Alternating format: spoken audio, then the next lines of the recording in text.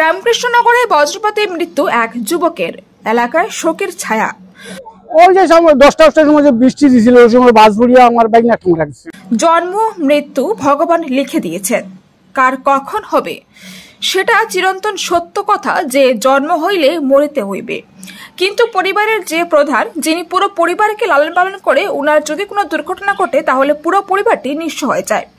এমনই একটি ঘটনা ঘটে গেল রামকৃষ্ণনগর বিধানসভা সমষ্টির অন্তর্গত নয়াটিলা জিপির চাঁদকানি এলাকার একটি পরিবারের সঙ্গে। এলাকাবাসীর পক্ষ থেকে জানা যায় যে বুধবার এলাকার বছর 40-এর আব্দুল কালাম ওনার আরো দুজন সঙ্গীকে নিয়ে টেঙ্গারকুল গিয়েছিলেন জলের মেশিন আনতে। যখন তারা তিনজন সেখান থেকে রওনা দেন তখন আকাশের ভাব খুব খারাপ ছিল, বিকট বিকট আওয়াজ শোনা যাচ্ছিল আকাশের মধ্যে। তখন আব্দুল কালামের সঙ্গে যারা দুজন ছিল তারা বলল একটু পরে যাব। আকাশের যে অবস্থা, আব্দুল কালাম তাদের দুইজনকে বলে তোমরা থাকো, আমি চলে যাচ্ছি, আমার বাড়িতে আত্মীয়রা এসেছে। তিনি এই মেঘের গর্জনের মধ্যেও রওনা দিয়েছেন টেন্ডারকুল গ্রাম থেকে। ধান ক্ষেত দিয়ে আসার সময় ঘটে বিপত্তি। টাওয়ারের সামনে আসার পরে ওনার শরীরে বাজ করে, সঙ্গে সঙ্গে তিনি মাটিতে লুটিয়ে পড়েন। আশপাশে তখন কেউ ছিল না। ওনার দেরি হওয়ার ফলে পরিবারের লোক ও গ্রামের লোকরা বেরিয়ে পড়েন ওনাকে খুঁজতে। গ্রামের লোকেরা এসে দেখেন তিনি মাটিতে লুটিয়ে পড়েছেন। সঙ্গে সঙ্গে রামকৃষ্ণনগর প্রাথমিক স্বাস্থ্য কেন্দ্রে নিয়ে আসা হয় ওনাকে। কর্তব্যরত চিকিৎসকরা উনাকে দেখে পরিবারকে বলেন একটি ইসিজি করাতে। পরিবারের লোকেরা ইসিজি করিয়ে আনার পর চিকিৎসকরা ওনাকে মৃত বলে ঘোষণা করেন। এরপর রামকৃষ্ণনগর পুলিশ হাসপাতালে ছুটে আসলো। মৃতদেহটি ময়নাতদন্তের জন্য রামকৃষ্ণনগর পুলিশ এই প্রতিবেদন লেখা পর্যন্ত করিমগঞ্জ পাঠানোর ব্যবস্থা করেছে। উল্লেখ্য যে পরিবারের একমাত্র উপার্জনকারী ছিলেন উনি। ওনার মৃত্যুতে পুরো পরিবারটি নিঃস্ব হয়ে গেছে। রেখে গেছে স্ত্রী, দুই পুত্র, যথাক্রমে মুরাদ আহমেদ বয়স 7 ও মারুফ আহমেদ বয়স 9।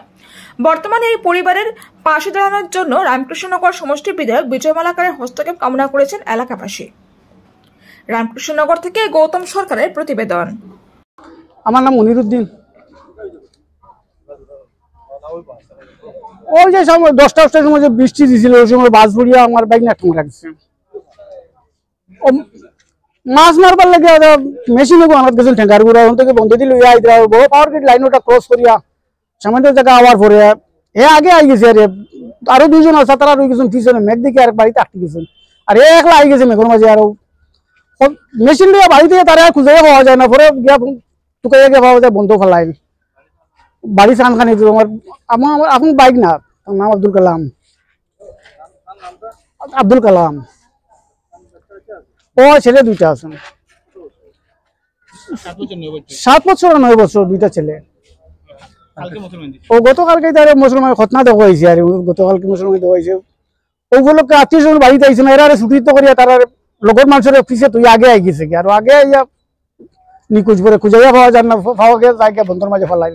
ও ডাকার সময় খুব সময় তো ডাকাও তো দাঁড়া কাছে পড়ছে। ও লোক অন্তত বইয়া আমরা গাড়ি দিয়া অটো দিয়ে লইয়া আইছি হসপিটাল লইয়া হওয়ার পরে দেখে তিনদিন কইছেন যে এখন পুরা শিওর হইতাম পারি না, কাজ করে আমরা ইসিজি করাইলেন। ওপরে ইসিজি করাইয়া ইসিজি রিপোর্ট লইয়া আইছি হসপিটালে নিয়ে দেখাইছি। দেখানি পরে কইতে ডেট দেখা যাক, হসপিটালে দেখা যায় রিপোর্টে ওর ডেট মানুষ মারা গেছে। ও ডাকাও মারা গেছে খুব সম্ভব। হেরা রয়েছেন পিছনে, তারা ডাক পড়ছে আগে দেখছেন, আগে বুধ পাইছেন ডাক পড়ছে। আর তারা আরেক বাড়িতে আটকে গেছে আগে লোকের মানুষেরা। আর ও বৃষ্টির মাঝে রান্না ধরিয়েছে, আত্মীয় স্বজন আইসি না, এরা ছুটি তো করিয়া ও হসপিটাল আমি আলো মারা গেল না আনতে বললো। আমরা তো জানি না, আমরা তো ডাক্তার নাই। আমি যাবো